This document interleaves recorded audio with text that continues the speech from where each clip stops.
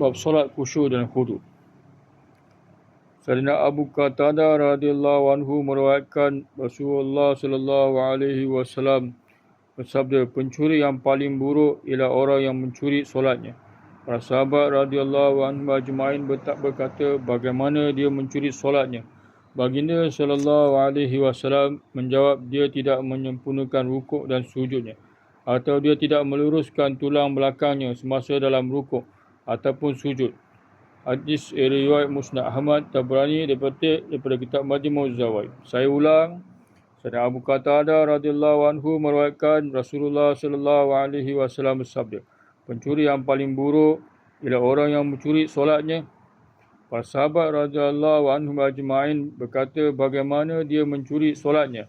Baginda sallallahu alaihi wasallam menjawab, dia tidak menyempurnakan rukuk dan sujudnya, atau dia tidak meluruskan tulang belakangnya semasa dalam rukuk ataupun sujudnya.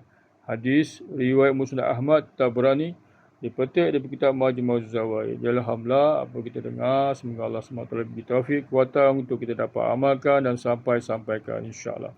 Tutup majlis, sudahi majlis. Subhanallah, bismillahirrahmanirrahim. Wa bihamdika asyhadu an la ilaha illa anta astaghfiruka wa atubu ilaik.